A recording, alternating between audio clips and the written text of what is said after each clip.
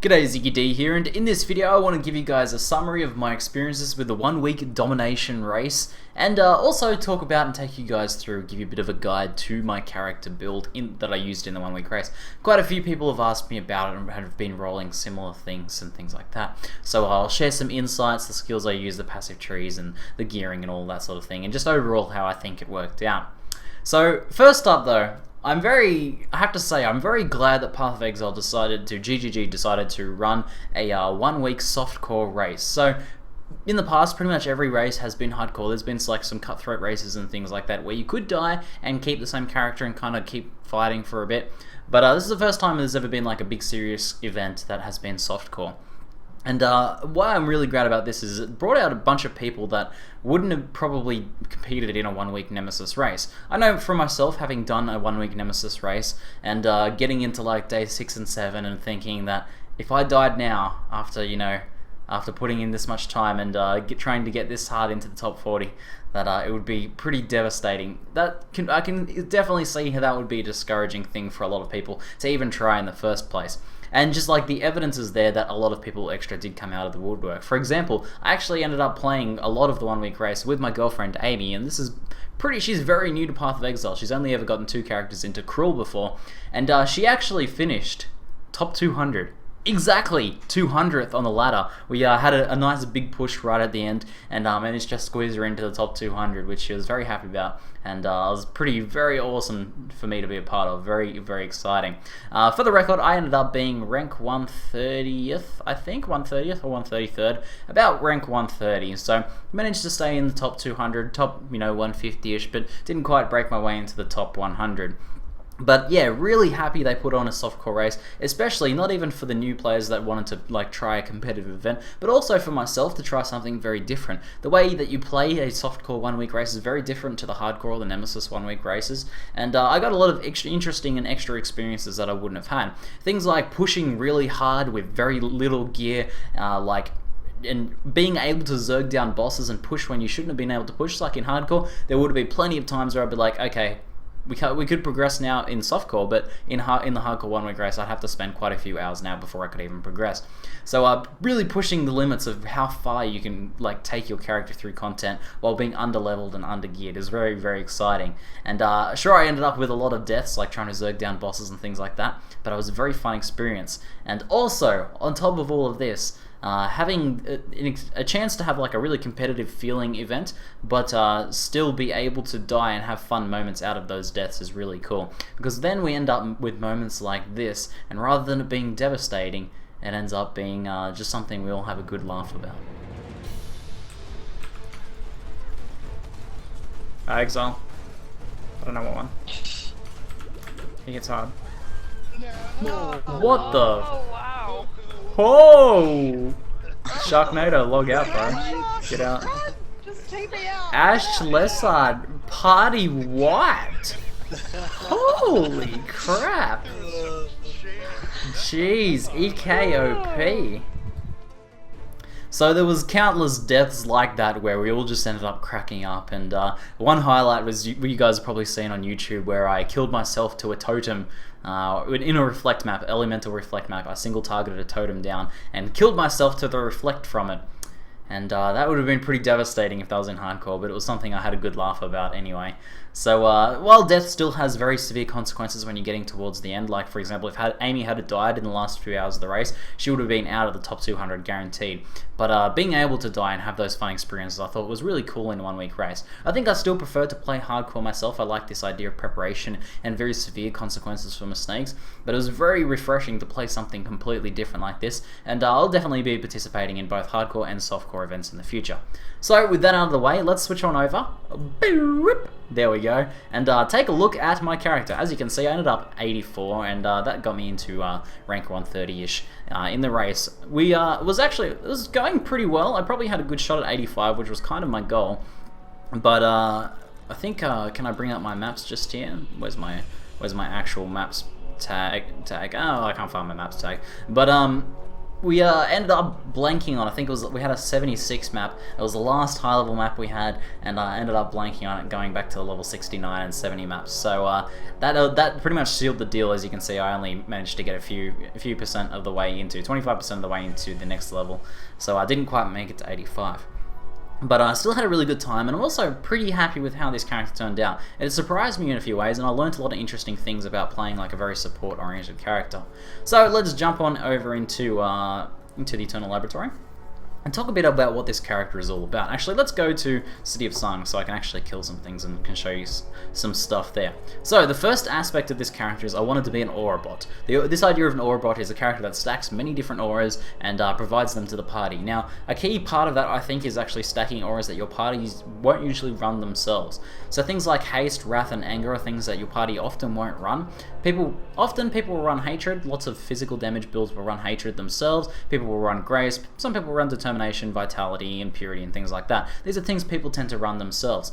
But things like Haste, Anger, and Wrath are ones that, you know, not often in a party, so bringing those to a party and bringing very powerful versions of those to a party gives a really big benefit to your party. So when I designed this character, I thought of a few different ways of doing it. We actually planned this out on live stream, and I thought, okay, I could make something like an EK support or a character, but that would probably involve me using Hatred, because Hatred supports EK, whereas Wrath and Anger don't. However, I decided to go for an Elemental Wonder. If I went for an Elemental Wonder, that means I could actually benefit from the auras I was running by quite a bit, and the result is it comes together pretty well. We'll talk about that in the future. So in my current setup, I am using Wrath, I'm using Anger, I'm using Haste, and I'm running Clarity. Now, potentially you could run Clarity on Mana, and I probably could do that with a bit better gear, but during the 1 week race I ran it on Blood Magic, and since this was a softcore race, reserving some of my life and being, you know, only at 3k life, even when pushing like 76 and 77 maps and things like that, very high level maps, even when pushing very high level maps with only 3k life, it is okay, because you can kind of risk the occasional death in the softcore 1 week race. So my current setup for this character is definitely a softcore setup. If I was going to do this character in hardcore, I'd be playing it much more slowly and trying to gear up much more carefully, and also be not stacking as much Magic Find as I tend to stack, but we'll get into that in a second. So that's the first aspect, is stacking these different auras. Now I also use Arctic Armor myself, but I'm still trying to get my mana regen high enough to use this whilst also supporting Power Siphon. As you can see, Power Siphon is 120 mana cost with my current setup, which is very expensive, so attacking with this for a little while, you can run out of mana eventually. So running around with Arctic Armor, sort of chewing up some of your mana regen, means that you don't regen your mana back quite as effectively. So sometimes I'll be switching this off and on depending on the situation. I currently have it at level 6, but I think we could easily take this to level 10 or maybe even 15 with some better gear, mana regen gear, and maybe a few more levels and things like that. And also tinkering around with different auras, whether I could potentially run Discipline, I'm not sure. But it's okay, just having the extra Arctic Armor is pretty good. And if you can get a quality Arctic Armor, you can improve your move speed as well. I've got only 1% increased move speed on my Arctic Armor because it's only... what level is it? It's 5% quality, but if you can get a 20% one or a high one, you'll get a few more percent of move speed out of that, so that's pretty good stuff. So the second part of this character, first part is those auras, and the way we do that, stack all of those different auras. Like this is only 4 auras. I think you can potentially get 5 auras onto this character, and then 6 or 7 auras with certain pieces of gear like Alpha's Howl, and I think it's the Prism Guardian. It's the aura shield that allows you to reserve some more auras that way. But the reason we can do that is combined with the Blood Magic Support Gem for Clarity and Reduced Mana Gems for all the other auras. We also have this full aura cluster here. We have this full aura cluster here. We have this aura cluster here, and the charisma cluster down there. Now, not only do these reduce mana reserved, so we can stack a lot of different auras and run lots of different cool auras for our party, we also get a lot of aura effectiveness through nodes like this. 18% increased effective auras you cast. Now this affects both you and your party members, so getting something like this improves the DPS that is given out by Wrath, so 15 to 41, you end up getting a lot more lightning damage than that because of this increased aura effectiveness. Same deal for Anger, increased attack speed, move speed, and cast speed through Haste for increased aura effectiveness, and even increased regen from Clarity. So it really works out to really, like when you're stacking a lot of auras, having that aura effectiveness means each one of those auras becomes more and more powerful. And the auras you supply, even if someone else is using the same level Wrath as me, my Wrath will overtake theirs because it will be providing more damage. So that's it's not just about stacking a lot of auras, it's about stacking really high effective auras, and it wasn't unusual for me to jump into parties and double people's DPS, so it does provide a huge benefit to the party, and it felt pretty good just like that by itself. But that's not all. We wanted to play pretty much a full support character, so DPS and things took a backseat to doing things like Conduit. So I use the Conduit keystone just to show that off first, just here. Share endurance, frenzy, and power charges with nearby party members. So when I kill stuff like this, I get power charges. There's 2 power charges there. I can get up to, I can get up to 7 power charges myself, but depending on the limit of my power charges to my allies, whenever I gain a power charge, all of my allies within about a screen or so gain a power charge as well. So you're standing on top of them, providing them auras, also providing them a lot of power charges. Now I also run Frenzy as my single target, and also just to keep my Frenzy stacks up. So what I'll do is I'll be gaining power charges, I'll be gaining Frenzy charges, and those will be up all the time. Now I also have both manual cast, Enduring Cry, and on cast when damage taken. So I can give them also endurance charges as well. So pretty much whenever I'm fighting with the party, there's just constant stream of endurance charges, frenzy charges, and power charges coming. And power charges increasing everyone who can crit DPS by quite a bit. Frenzy charges making everyone attack and cast much faster, which also increases their DPS. And endurance charges keeping them alive. In fact, when you are with a party as a Conduit character like this, I like to encourage all of the party members, if they can, to spec into extra charge nodes. Like if they're near an endurance charge, to grab it. If they're near a power charge, to grab it, because that means they can get extra. What happens is each time I gain a charge, it gives them one. Whether they're full or not, that's okay. But if they can get up to 4, they get up to 4. If they can get up to 5, they get up to 5 charges. But this plus the auras gets really effective. And although my DPS myself was a bit lower than most of my party members, was not a DPS character. And in fact, for a very long time, I did virtually no DPS. I was a force multiplier for the rest of the party. As long as I was with a big party, like 5 or 6 members, then the effectiveness of the party went up and clear speed went up. So that was really good, and it worked pretty much exactly as I intended. That's what I wanted to happen, and it happened. I wasn't sure whether having low DPS myself would be more of a hindrance than the gains I was giving those, but giving like auras and Conduit to like 4 or 5 other people means that you're it outweighs the lack of DPS that you have. Now that said, so there's still more support stuff to cover, but that said, this character actually ended up having pretty decent DPS in the end. After I ended up speccing into a bit of crit multiplier, and I don't have very much on gear at all, I have like 50% here, but there's much more you can get on gear, I actually started doing some damage, and that was pretty surprising. Let's go into Lunaris here, because City of Silence is obviously not a very good example. But I could go like Lunaris or Catacombs, any of those are fine. I'll go Lunaris just here for now. Although I'm a bit squishy, with careful play, I can actually solo stuff, but not that you would.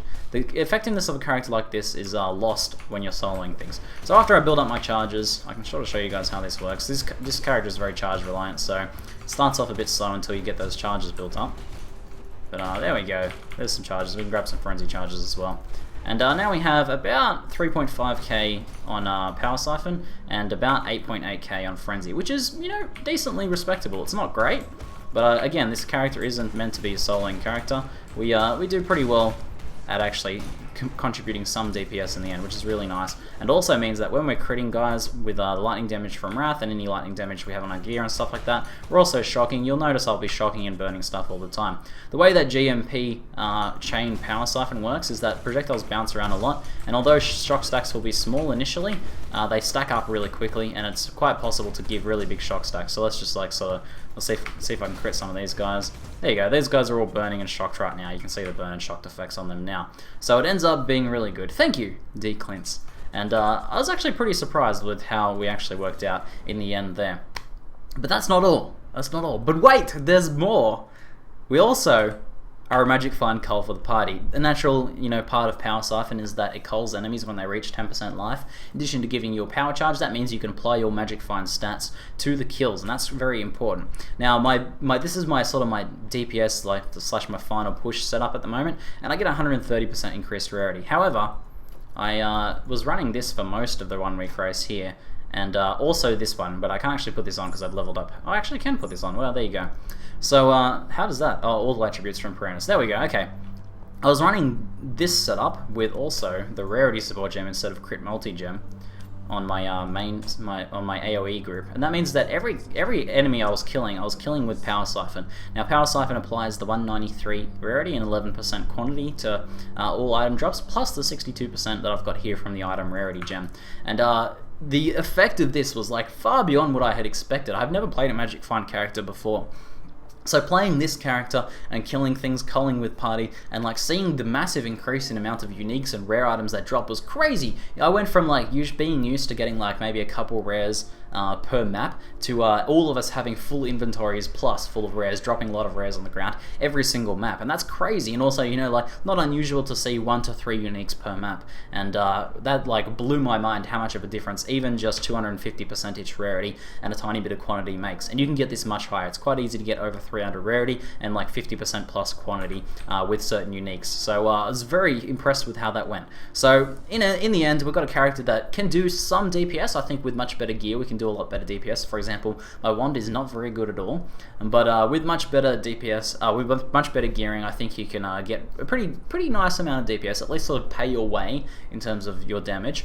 And then also on top of that, provide shock stacks, provide your conduit, provide your auras, and also provide a crap ton of magic find for your group. So although with this setup my life reserved is much less than 3k and I'm quite squishy, I have very low armor, and DPS leaves something to be desired. As a support character, this is very fun to play and very cool. I thoroughly enjoyed playing this in a group, and it was really nice to just get like wave after wave of invites to different parties, almost arguing over having me in the group, which is pretty cool, and that's kind of what I wanted to achieve. So I think if you want to jump into a character like this on softcore and basically be almost a pure support character, kind of hang back a bit, provide lots of buffs to your party, and be like a valuable asset to the team, then this will be very satisfying. If you want to give this a go on hardcore, I think you can potentially do it, but you're gonna have to spend a bit more time and care on your gear and getting like high life gear and maybe sacrificing some rarity there. But overall, I'm very happy with how this turned out. So let me just quickly go through some of the gearing and stuff like that and the passive trees, so just so you guys have a bit better of an understanding. First up is the wand. To do some damage, you kind of want crit chance as the primary stat. You want to aim for elemental damage. Primarily lightning damage is best for those shock stacks, but even if you have something like a fire damage wand like this, that's okay. The crit chance is the main thing, so 35% is quite high, and that makes this wand actually pretty okay. The attack speed is really nice, so I basically kind of go crit chance, elemental damage, primarily lightning, attack speed, and then any other bonus element. So if you can get like a tri-element, crit strike chance, attack speed 1, you're in good shape. But even something like this, I spent I think 7k on this. I bought this from Cool Wonder, and this was a pretty nice jump up, especially once I started stacking some crit multi. Now, next thing is you can use various different uniques to give yourself quantity and rarity. I used a pair of All Seas gloves, these are perfectly rolled in terms of the rarity stat. 50% increased rarity is pretty big. This is actually the first Magic Find item I equipped, and shortly after I was able to cull myself the Piranha's Blazon. So these are pretty nice. They also provide some elemental resistances, though reduced move speed hurts a little bit. But they're okay. They don't have any life or anything like that on them, obviously. You can use Sedemas instead if you want the quantity, but I don't mind using the All Seas. Sedemas, I suppose, have some do I actually have any Sedemas in here? Probably not, but they actually have some elemental damage on them as well, I believe, so they wouldn't be too bad in this build either. So either All Seas or Sedemas I think are the way to go.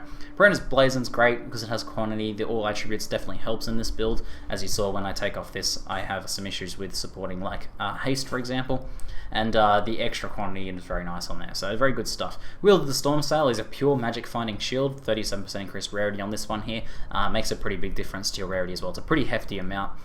But otherwise, you can, if you want to get some more defensive stats, you can go with something like this, like just a life resist, Archon Kite Shield for the extra elemental resist, and this helps so you can use some other rarity gear instead.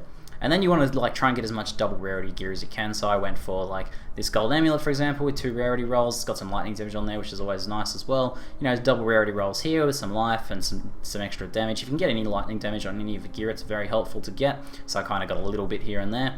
And accuracy is very crucial as well, but here we go, so another big high rarity roll on this one, and just trying to get whatever resist you can. As you can see, my resist is a little bit low. I'm almost capped, but usually someone in the party is running Purity, so that helps with that. And I was running Purity myself instead of Haste for a while there as well, just to help when I was stacking Magic Find gear. So that works out okay. Accuracy is actually really important. If you can get as much accuracy as possible. I think I only have a little bit, just probably only on this ring at the moment. But you can get it on your helmet, you can get it on rings and amulets, and you can get it on the wand. It helps a lot because your base accuracy, and this is one of the biggest hindrances to being a DPS character, is very low. My base accuracy is 71% with that ring, much lower, down to 63 without the ring. So any accuracy at all on your gear helps a lot. That's like a huge jump in accuracy there. And also the accuracy we'll go into gems in a second. We'll talk about that. So accuracy, magic find, you know, getting whatever defensive stats you can. So I used, like, for example, my helmet here has a big defensive boost, and I think my boots were pretty nice as well. But other than that, the 5-link chest is pretty important. A 6-link will help a lot as well, but we'll go into that now. So the skill setup, Power Siphon, I linked to Greater Mold Projectiles and Chain. Weapon Elemental Damage is a huge damage boost, so it's good to go. But if you wanted to go more pure, like maybe be a bit more tankier in hardcore, you could consider equipping this with Life Gain on hit instead. It would work really well to keep you alive and help you with any Elemental Reflect maps and things like that. So instead of Weapon Elemental Damage in hardcore, I'd consider going Life Gain on hit. And then Item Rarity or Crit Multi if you're going for damage. So Crit Multi for damage, and item rarity for the rarity culling, obviously. So that's my 5-link setup. If I get a 6-link, the 6th link will be accuracy, because as you can see, my base accuracy is 71%. Frenzy has 86%, and that's because I have the additional accuracy gem linked to it, and I think that's pretty crucial. So I've got that linked to my single target, and I will link that to my 6th link for my Power Siphon eventually as well, and that will be making me much more effective at both culling, because he'll hit more often, and also more DPS. And I also use Power Charge on Critical on Frenzy. This is very nice for when you're going against bosses. You can actually still generate those power charges. It helps you keep your power charges up when you're using your single target attack. Whenever you crit with it, you have a 50% chance of generating another power charge, so it works really nicely there. And then just Weapon Elemental Damage on Frenzy for a bit more damage there as well, so that works out pretty nicely. Other skill setups, I use Arctic Armor, Lightning Orb for mobility, just like going up and down, going over like obstacles and stuff like that in the map, and Enduring Cry to manually generate charges. On my shield I have Molten Shell linked with Enduring Cry and Castman Damage Taken at level 4, so that's level 7 Molten Shell, level 7 Enduring Cry, and this is my auto proc for Enduring Cry, so that'll also help keep those charges up whenever you take damage. And Molten Shell helps provide some crucial armor, which our build does not get that much of, at least in my current gearing setup. An armor ES would be nice if you could get the right colors, certainly, but very difficult to do, so that's why I've gone with the Evasion Energy Shield. Again, pretty squishy character, it's your responsibility to keep it alive, and that's why I reckon it's a bit better for softcore, but you could do it for hardcore with some care. So that's pretty much the skill setup. I believe that covers everything. We've got Clarity, Elemental Weakness I've just got in the links with Clarity, so it's Blood Magic and Reduced Mana as well, and then Wrath, Haste, Anger on Reduced Mana as well, and that works out pretty nicely there. So let's take a look at the passive skill tree. We have, I started with Templar, and I actually don't think Templar is the best start for this. Now, my original idea was that it's going to be an Elemental Wonder. Templar is the best start for any elemental attack based character, in my opinion. However, I think that this is probably better done as either a Witch or a Scion. Scion is the most point efficient. You go through the attack speed nodes, that's 4 points, instead of 1, 2, 3, 4, 5, 6, 7 points. And Witch is best for Magic Find because you come up through mana, you get a bit extra mana. This means you can run a higher level Arctic Armor as well. And then we go through Flask Effect, and you can also duck in and grab Arcane Focus and maybe some extra life nodes here. I think Witch is really, really good, and so I'm pretty hard pressed between the choice of Scion for more point efficient. If you want to be a bit more DPS-y, I think Scion's the way to go. If you want to be a bit more supporty and a bit more tanky running Arctic Armor, then I think Witch is best to go. And the additional thing about the Flask effects is if you can get Divination Distillate, the flask that gives you Magic Find, this increases the actual Magic Find you get from it 10% for each node there, which is really nice. So Witch is best for Magic Find and maybe being a bit tankier. Scion's best for DPS, so I'd highly recommend starting as either one of those. I started as Templar and kind of regret it, so I recommend going Scion or Witch. But with that in mind, I come up through the elemental nodes here, I grab Catalyze, really nice cluster for any elemental spec, grab the life nodes in here, and I also decided to get Faith and Still to help me out with resistances, but you could certainly drop this, and Endurance, since I'm keeping Endurance charges up anyway, the extra 5% helps me be a bit more tanky, so I don't actually mind this decision to get that stuff as well. Obviously, getting all of the power charges node in our spec, we reach out and grab that one, and that one, because our main source of damage comes from the power charges and crit multi-stacking. Now obviously every aura cluster in here, including all of the aura effect, you could eventually come down and get Inner Force as well if you wanted to increase the buff effect on you, but I don't think that's really necessary. Now, originally I went up through static blows, but I decided, since we get about 50% chance to crit with my current setup, static blows really is not needed. So what I ended up doing was saving a few points. We still get Purity of Flesh, and we go up through Fusillade, which gives 6% increased 1 damage per power charge, which is very nice. And we get that, we come through, grab the power charges, and all that sort of stuff there. Throat Seeker is very important. The crit multi here is very nice, so I get that cluster. But this is end game. Basically, you want to shoot for all the aura nodes as quickly as possible, Conduit as quickly as possible, and all of the life you can get as quickly as possible. And then you want to start adding in things like the crit and the crit multi and stuff like that. Other options for getting more crit multi to come in through Assassination, and to also grab the Intense Zeal cluster, which has 10% crit multi in it there. You can additionally get, which I'm also getting right now, is this crit strike, 2 crit strike chance nodes there as well, which very point efficient, so not too bad to get there. Other than that, I get like the life and mana and all that jazz. You can actually get leadership. I've just respec'd out of leadership for now, but the 30% increased radius auras helps you keep your auras on your party members as well, so it's pretty nice to get that for a support character. And Mana Geyser is very important. I did respec out of this for a while, but it makes it very hard to support GMP Power Siphon with its incredible mana cost. So having Mana Geyser is very, very nice there, and these mana nodes also help quite a bit. So that pretty much covers it. I'll put the kind of like the final planned or idea of the structure of the tree in the description below. Maybe I'll do one for Witch and one for Silent, so you guys can check that out. Anyway, hopefully that covers it. Hopefully you guys find this build interesting, and I really enjoyed the 1 week race. Hopefully you guys enjoyed watching me on the live stream. Thanks to everyone who turned up to cheer me on and chat to me throughout the week. We streamed many hours. What's my actual slash played? Slash played is 4 days, 2 hours, so about 4 days spent on this character in the 1 week race, like actually playing. So pretty cool, but very full on. Also, just as little fun thing for you guys there, 62 deaths. Oh yeah. Anyway, that's it for now. I'm Ziggy D, and thanks for watching.